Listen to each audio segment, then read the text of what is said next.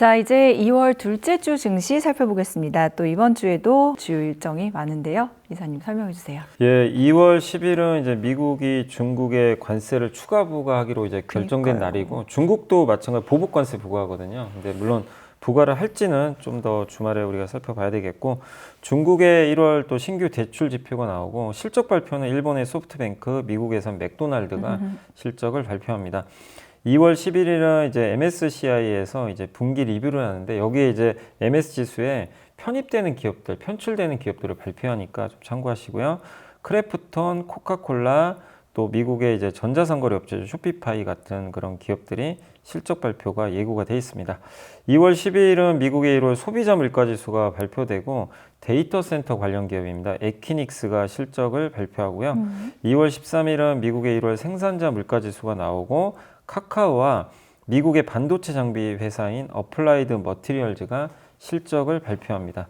2월 14일은 이제 미국의 1월 소매 판매 데이터가 나오니까요. 참고하시면 좋겠습니다. 네, 그럼 이 중에서는 어떤 거를 가장 주목해 볼 만해요? 일단 이제 제일 중요한 게 물가죠. 물가. 물가가 최근에 조금 올랐는데, 그래도 좀 안정감 찾는다면 결국 이제 물가에 대한 부분은 이제 관세로 완전히 우리가 다 넘어갈 수 있기 때문에 그걸 한 번 더 확인할 수 있을지, 그래서 12일, 13일에 소비자 생산자 물가 확인하시고, 그다음 미국의 소매 판매도 요즘에 워낙 좋은 분위기인데 1월 데이터도 한번 금요일에 확인하시면 좋겠습니다. 금요일에. 네. 네. 그리고 이제 실적 발표는 이번 주는 아주 큰 기업은 없어요. 사실 이제 지난주까지 실적이 좀 큰 게 많았는데, 그래도 주목할 건 소프트뱅크는 이제 손종희 회장이 AI에 대한 전략을 또 어떻게 얘기할지 한번, 이제 삼성과도 연결이 돼 있어서 우리가 주목을 일단 해야 될 것 같고요. 2월 10일. 예, 2월 10일입니다. 네. 그리고 월요일. 크래프톤은 우리나라 게임사인데, 이 회사도 AI 이용해서 게임 비용을 좀 줄이고 있거든요. 그래서 그게 확인되는지 한번 보시고, 아까 에퀴닉스가 12일 날 발표되는데 데이터 센터 관련 기업이에요. 근데 요즘에 딥시크 때문에 이거 데이터 센터도 지출 줄이는 거 아닌가? 이제 우려가 있잖아요. 맞아요. 그걸 확인할 수가 있겠죠. 그래서 한번 보시고, 마지막으로 세계 1위 반도체 장비 회사가 어플라이드 머티리얼 AMAT입니다. 이 회사 실적도 당연히 반도체에 영향을 주니까 한번 주목을 해보시면 좋겠습니다. 네, 저희 어저께 이제 네이버 얘기했었고, 또 카카오도 실적 발표가 다음 주에 예정돼 있는데, 특히 네이버 같은 경우는 이해진 의장이 이사회에 복귀한다라는 소식이 전해졌거든요. 그래서 이게 가지는 의미, 그다음에 국내 대표 인터넷 기업들의 주가 상승세, 이거 추세적으로 계속 갈지. 근데 당분간은 간다고 봐야 돼요. 이들이 물론 이제 실적도 뒷받침이 돼야 되겠지만, 지난 몇 년간 완전 소외받았고, 맞아요. 사실 아시겠지만 23년도에 이 네이버도 하이퍼 클로버 X라는 걸 내놨잖아요. AI 자체에. 그래서 한번 화제가 됐죠. 우리나라도 이제 갖고 있네. 그랬는데 이게 좀 성과가 안 좋았죠. 그래서 시장에서는 야, 하이퍼 클로버 X가 되겠냐? 미국의 뭐 구글이나 오픈 AI 경쟁이 될까? 네. 그래서 완전히 네이버 주가가 그냥 15만 원까지 그냥 처참하게 빠졌었죠. 근데 그때 저는 좀 약간 이해가 안 됐던 게, 네이버 주가가 빠지는데 실적은 계속 좋아지고 있었거든요. 근데 이게 괴리가 생겼던 거죠. 근데 이번에 이제 딥시크 터져가지고 아, 네이버도 이제 할 수 있겠구나. 이런 저비용으로. 그러니까 우리나라도 비용을 많이 들이는 구조는 아니잖아요. 당연히 미국만큼 돈을 투자하기가 어렵기 때문에. 근데 자체 AI인 하이퍼클로버 X 이용해서 충분히 경쟁력 있는 서비스를 내놓을 수 있겠구나. 이런 이제 자신감이 생겨버린 거죠. 그리고 갑자기 이해진 의장이 또 복귀를 하기 시작한 거예요. 이해진 의장이 예전에 그 과거에 야후와 구글이 장악했던 국내 검색 시장. 우리는 네이버가 당연히 처음부터 1등 했다고 생각하시는 분도 계시겠지만, 원래 그때는 야후가 1등이었어요. 야후랑 기억하시면 라이코스라고 있었거든요. 아, 네, 기억하죠. 네, 네이버 전에 그들이 장악했는데, 네이버가 지식인 서비스 내놓으면서 완전히 시장을 평정해버렸죠. 예. 그걸 만든 사람이 이해진 창업자거든요.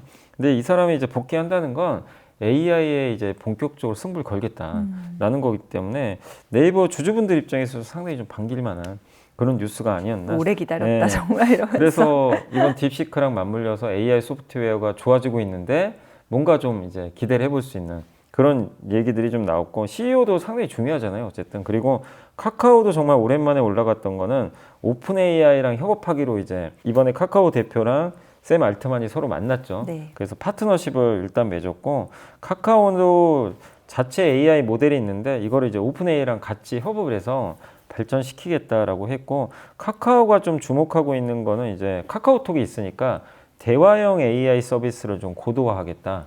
요 내용이 좀 담겨 있고 그다음 헬스케어 사업도 하고 있거든요. 이게 AI가 가장 또 많이 접목될 분야가 의료 쪽입니다. 그래서 의료 AI 사업도 추진할 예정이라고 하고요. 또 정부에서 초거대 AI 기반 의료 서비스 사업을 했는데 이것도 수주했다라는 그런 내용들도 있으니까 카카오도 이제 한 축을 좀 차지할 수가 있겠죠. 그래서 정말 부진했던 네이버 카카오가 이게 일회성 지금 질주가 아니다. 조금 더 이어질 수 있지 않을까. 저는 그렇게 생각을 하고 있습니다. 네, 딥시크로 인해서 어쨌든 이런 뭐 네이버나 카카오 같은 기업들의 주가가 이렇게 좋은 쪽으로 영향을 받았다면 이거는 역으로 이 기업들이 경쟁자가 돼서 빅테크는 상대적으로 또 조금 덜 안 좋아지는 그런 제일 거겠네요. 안 좋아지는 회사가 저기 이제 오픈 AI죠. 오픈 AI는 자기가 더 독주할 줄 알았거든요. 그 돈도 많이 들였고 비싼 데도 썼잖아요, 사람들이 이제 기업들이. 근데 딥시크가 딱 떡하니 나오면 이게 딥시크에서 끝날 문제가 아니라 이제 너도 나도 야 나도 하자 이러면은 여기서 탈피가 되겠죠. 그리고 오픈 AI는 폐쇄형이에요. 공개를 안 해줘요. 이 네. 소스를 공개를 안 해주는데 딥시크나 메타도 하거든요. 메타는 다 공개를 합니다. 그 얘기는 뭐죠? 누구나 갖다 쓸 수가 있어요. 그러니까 이 챗 GPT 입장에서는 오 이제 우리 고객 줄어들면 어떡하지? 이제 이런 좀 우려를 할 수가 있는데 그래서 샘 알트만이 부랴부랴 온 것 같아요. 이 사건 발등에 터지자마자 불 떨어졌다. 갑자기 지금 아시아를 순방하면서 저기 프랑스까지 이번에 갔는데 그러니까 급했던 것 같아요. 되게 지금. 예. 그래서 이 딥시크 쇼크는 미국의 빅테크한테는 당연히 좋을 수 없는 예, 그런 좀 부담을 안겨줄 수 있는 그런 좀 사건이다. 이렇게 봐야 될 것 샘 같습니다. 알트만이 그랬다고 그러면 오픈 AI의 또 지분 가지고 있는 마이크로소프트도 당연히 뭐 그래서 지금 받을 주가도 수밖에 좀 없고. 상당히 좀 그렇죠. 부진한 편이죠. 네, 하여튼 다른 또 이런 판국이 열렸다라고 느껴져서 그렇습니다. 자, 그 다음에 삼성전자 어제는 좋은 얘기 해봤거든요. 희망적인 얘기. 근데 그런가 하면은 이제 어떤 언론사가 이재용 회장이 풀어야 될 삼성의 숙제. 아마 이게 이제 무죄 판결이 네. 나서. 근데 이런 기사를 냈는데 이것도 한번 봐야 되지 않을까요? 네, 이게 서울경제신문에서 나왔던 기사긴 한데 물론 기회는 왔는데 기회를 잡으려면 제대로 된 경쟁력이 있어야 된다는 얘기죠. 예, 근데 삼성전자가 그런 부분에서 숙제를 풀어야 된다. 숙제를 해결해야 된다. 그걸 이건 이재용 뭐 회장이. 새로운 일은 아니잖아요. 예. 새로운 지적은. 근데 이제 이런 게 계속 안 되면 기회가 와도 못 잡는다는 못 잡는다. 거예요. 예, 그러니까 결국 반도체예요, 반도체. 하이닉스에 밀렸잖아요. 기술 경쟁력마저도 이걸 인정을 해야 되고 거기에 설계까지 지금 최근에 다시 할 정도니까 좀 어려움이 있는데 어쨌든 빠른 시간 안에 빨리 경쟁력을 확보하는 게 좀 가장 관건이 되겠고 특히 엔비디아의 요구 조건을 충족하지 못해서 공급을 어쨌든 못한 것 같아요. 아직까지도 제대로 좀 못한 것 같고 근데 설사 공급을 해도 너무 늦어버렸어요. 사실상. 근데 하는 게 물론 중요하긴 한데 시기도 너무 늦어서 그래서 그 다음 단계 HBM3E가 아니라 HBM4로 이제 넘어가거든요. 네. 이거를 과연 할 수 있느냐? 그러려면 D램 쪽에서요. 6세대 제품 개발을 빨리 해야 됩니다. 이게 원C라는 이제 공정을 쓰는데 6세대 제품인데 이게 원래 5월에 양산 승인하기로 했는데 이게 또 하반기로 미뤄져 버린 거예요. 그래서 설계까지 지금 다시 아마 하고 있는 것 같아요. 그래서 요거를 좀 늦더라도 어쨌든 하반기에 양산을 해야 여기에 HBM4에 탑재한 다음에 엔비디아 공급을 할 수가 있거든요. 그래서 삼성은 지금은 시간이 좀 되게 부족합니다. 그래서 올해 안에 HBM4까지 완벽하게 할 수 있는 그런 시스템을 만들어 놔야 되고 경쟁사 하이닉스는 이미 아까 6세대 제품 이미 양산을 시작을 해버렸거든요. 그러니까 밀려버린 거죠. 하이닉스가.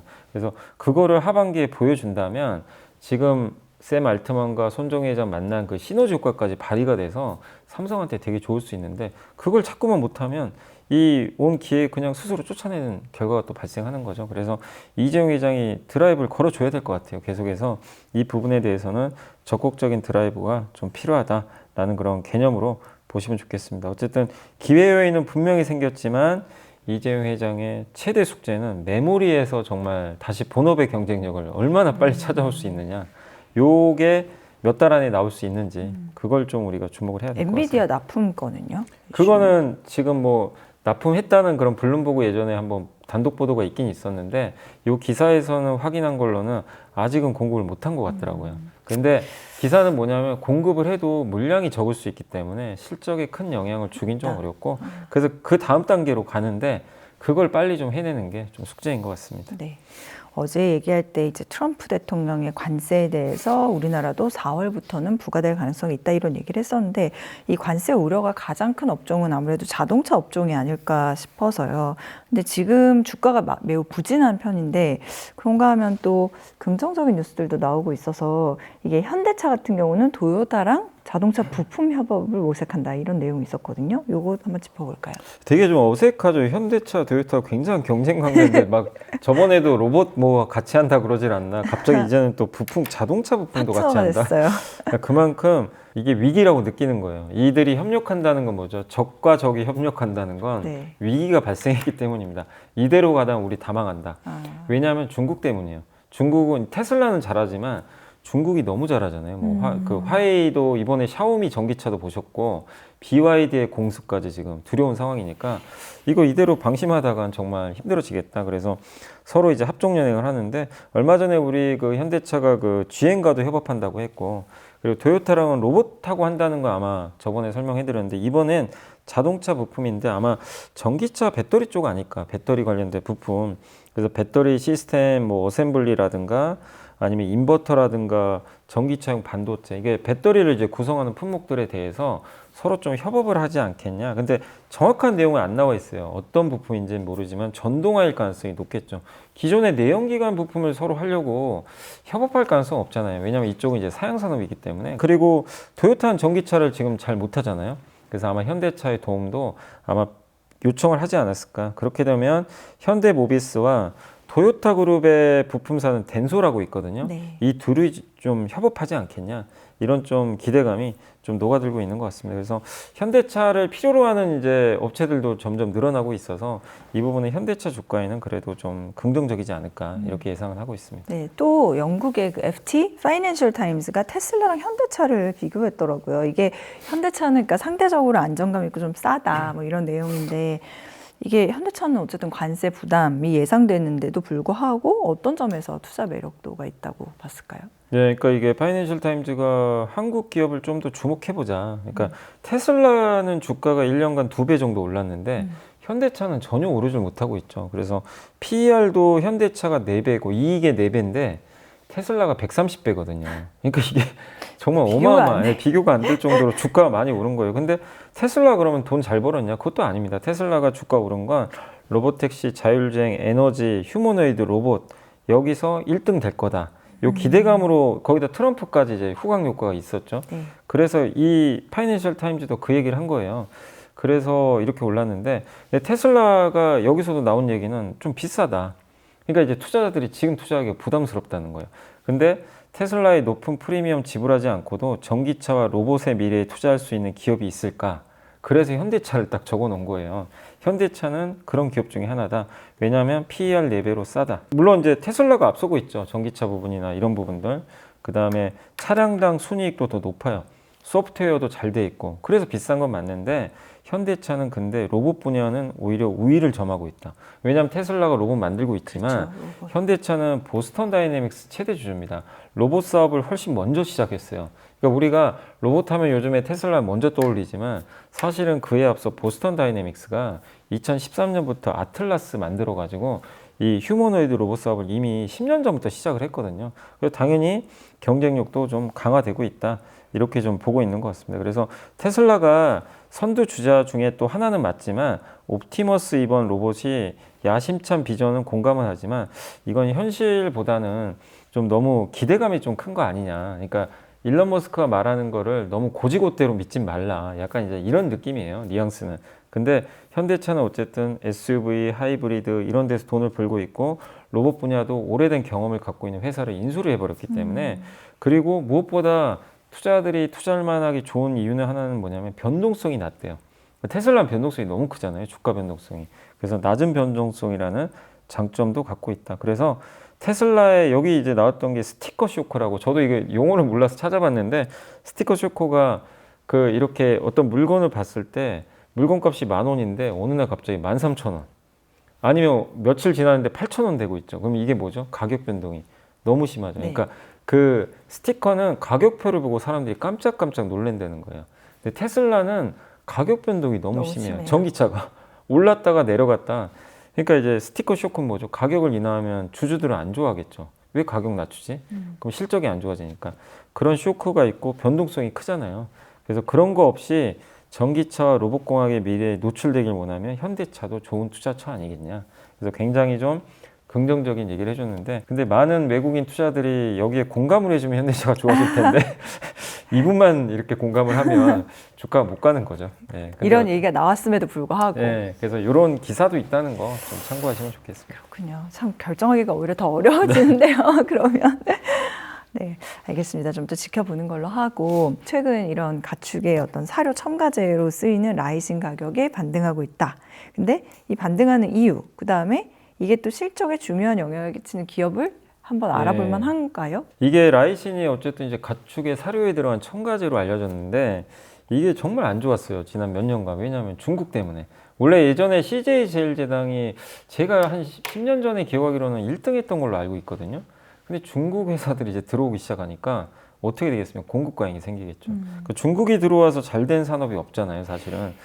그래서 가격이 많이 급락했고 제일제당도 굉장히 이제 여기서 어려움을 많이 겪었는데 최근에 분위기가 바뀌었습니다.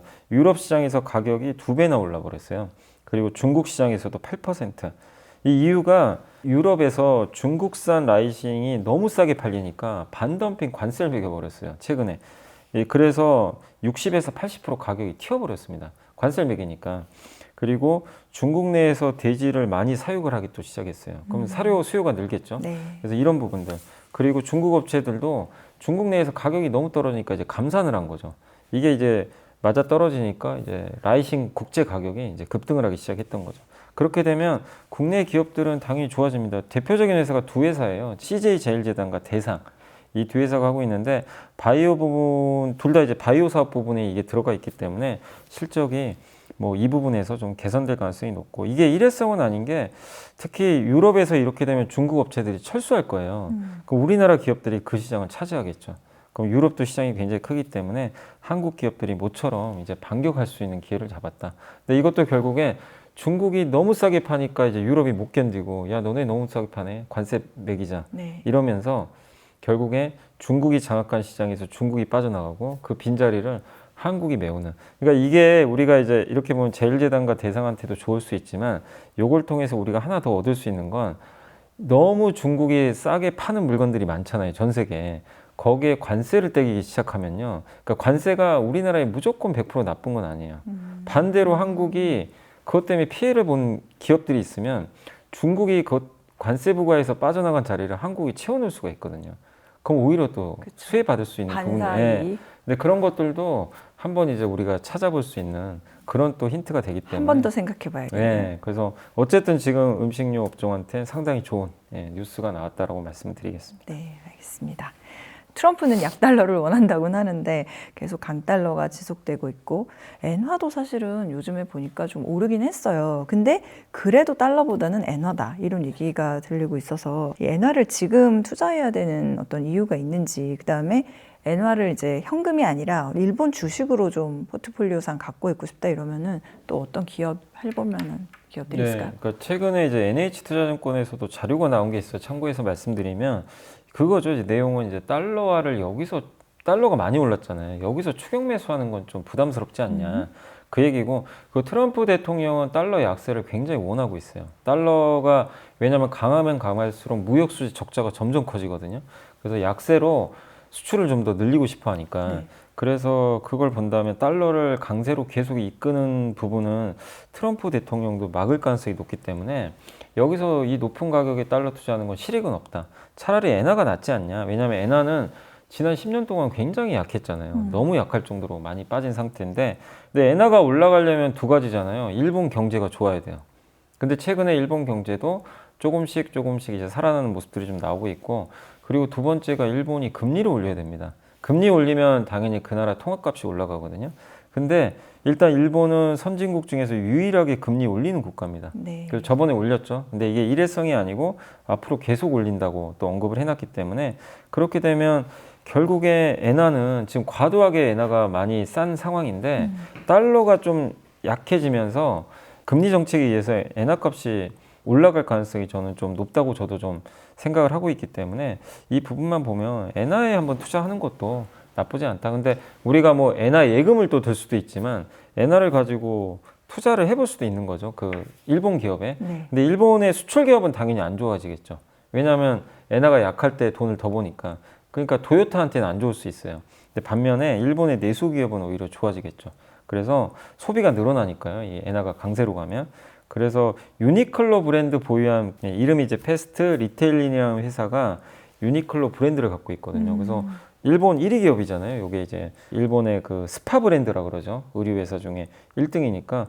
그리고 엔화가 강세로 이렇게 가게 되면서 일본 내국인들이 구매력이 증가해서 수혜를 받을 것 같다는 내용이 있고요. 닌텐도 게임기. 예. 요게 닌텐도 스위치가 2017년에 나왔는데 지금 8년 만에 올해 하반기에 새로운 모델이 또 나온대요. 그 부분도 있고 그 세븐일레븐 아시죠? 일본의 이제 1위 편의점 사업자인데 이름이 세븐앤아이 홀딩스. 이 회사도 있고요. 도쿄가스는 일본의 민영화 이제 그 일본 가스 기업입니다. 그리고 우리나라 기업도 하나가 이제 이 보고서에 들어가 있더라고. 하이브. 왜냐하면 세븐틴 투마로우 바이 투게더 엔하이픈이 일본에서 인기가 굉장히 많다고 합니다. 그러면 일본 사람들이 더 많은 돈을 지출을 해주면 일본 엔화 값이 올라가면서 더 하이브 실적에도 플러스가 생길 수가 있다. 네. 이런 내용이니까 그래서 우리가 이제 모두가 다 미국만 보고 막 이런 좀 상황이지만 일본에 대해서도 한번 좀 공부를 해볼 필요는 저는 있다고 보고 있어요. 예, 뭐 버핏은 몇 년 전에 이미 네, 사놨지만 근데 어쨌든 엔화가 강세 보인다는 측면에서 일본의 내수주 한번 볼 필요도 내수주. 좀 있지 않나 이렇게 생각을 하고 있습니다. 네, 알겠습니다. 자, 애플 얘기 좀 또 해보고 싶어요. 왜냐면 이게 뭐 2026년이라 그럼 당장 이제 내년으로 다가왔는데 내년 하반기로 애플의 폴더블 폰 출시 시기가 앞당겨졌다 이런 내용이 있었는데 사실 우리 시장에서 폴더블 폰은 그렇게 존재감이 큰 것 같지는 않거든요. 근데 애플에서 출시된다 그러면은 이거는 관련 생태계에 또 영향이 크겠죠. 굉장히 클 수밖에 없고요. 왜냐하면 애플은 항상 트렌드를 선도하는 이제 기업이기 때문에 애플이 폴더블 폰 시장에 참여한다는 것 자체는 이 시장이 인정한 거거든요. 네. 근데 우리나라에선 좀 존재감이 크지 않지만 중국은 폴더블 폰이 정말 잘 팔리거든요. 한마디로 중국 시장을 또 겨냥한 거 아닌가 이렇게 좀 생각하고 있습니다. 그래서 애플 폴더블 폰 출시는 26년 하반기 정도로 앞당겨졌다는 루머가 일단 나왔습니다. 확인된 건 아직은 아니고 중국 쪽에서는 좀 계속 나오고 있고 그래서 대만의 외장인지 회사 하나가 상한가 갔어요. 힌지는 요거죠. 이렇게 네. 그 폴더블 폰 돌적이. 이렇게. 예. 그래서 요 힌지가 상당히 이제 폴더블 폰의 핵심이잖아요.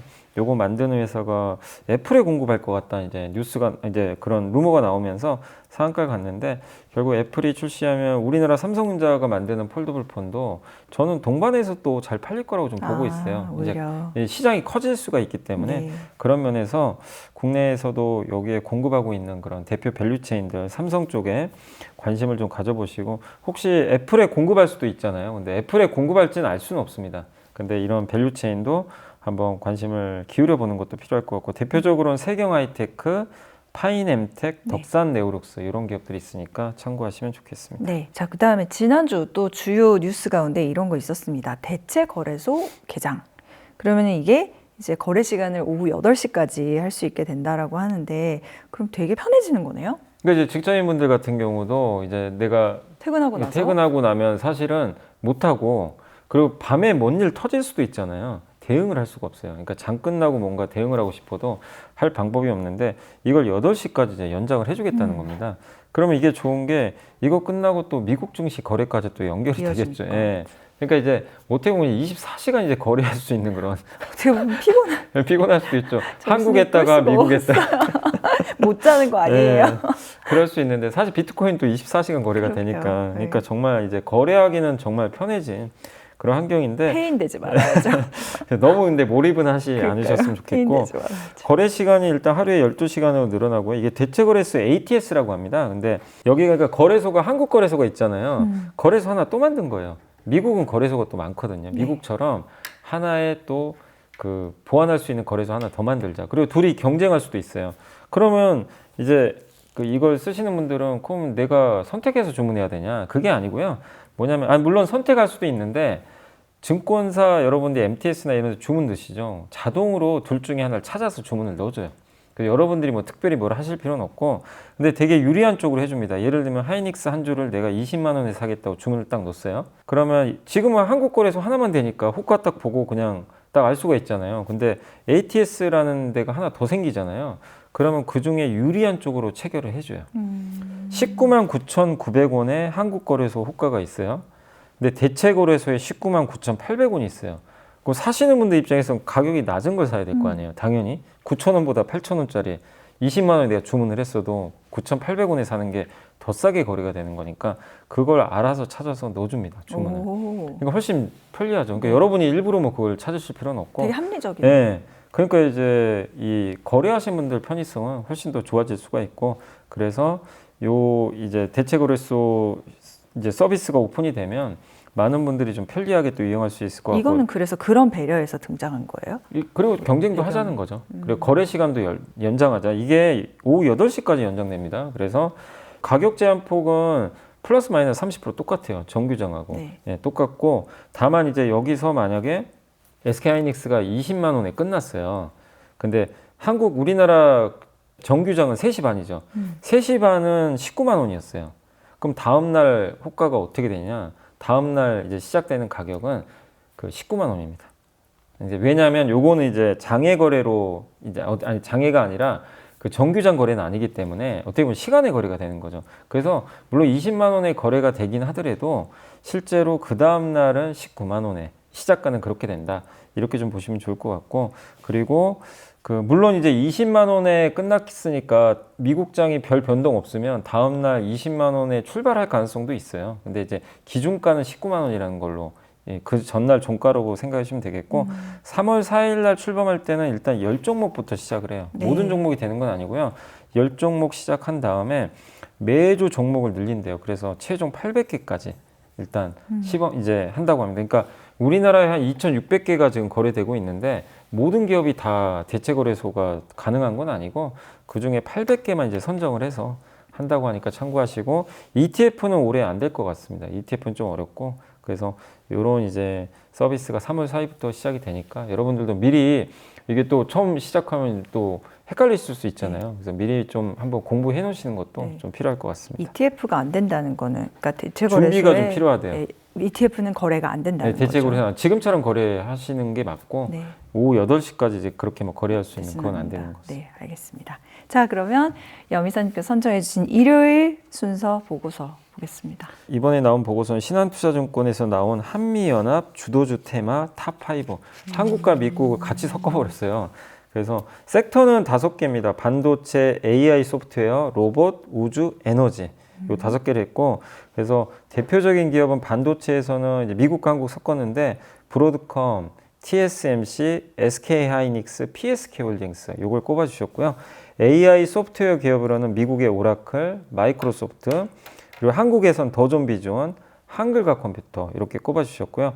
로봇 관련주로는 테슬라, 미국의 서브로보틱스, 그리고 우리 한국에서는 SOS랩, 에이럭스란 기업을 꼽아주셨고, 우주 쪽에서는 미국의 로켓랩, 인투이티브 머신스, 한국에서는 세트랙아이랑 이제 HVM을 꼽아주셨습니다. 마지막으로 에너지 쪽은 쉐니어 에너지랑 킨더모건, 이건 미국 기업이고요. 한국에서는 조선주죠.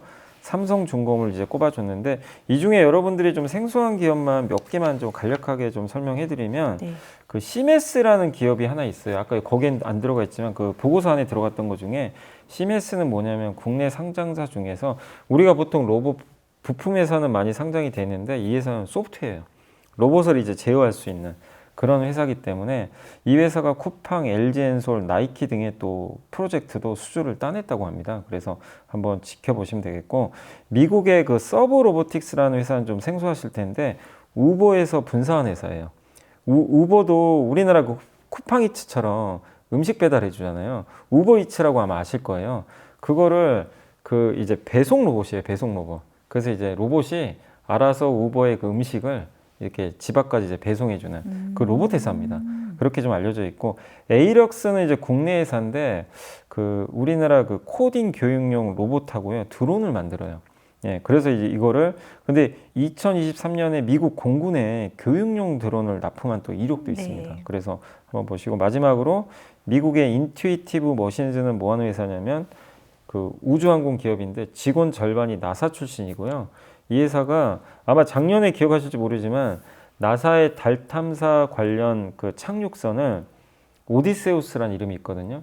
요거를 작년에 민간 기업 최초로 거기에 착륙을 시켰어요. 그러니까 달 탐사를 하게 된 그 최초의 민간 기업이 된 거죠. 대부분 국가가 주도했잖아요. 그래서 그걸로 많이 좀 알려진 기업인데 이런 기업들도 여기 담겨져 있으니까 여러분들이 한번 주목해 보시면 좋을 것 같습니다. 네, 감사합니다. 자, 이렇게 해서 2월 둘째 주 연불리의 비밀 노트는 닫아보도록 하겠습니다. 다음 주에도 또 유익한 정보 많이 전해주세요. 감사합니다, 네, 이사님. 감사합니다. 고맙습니다.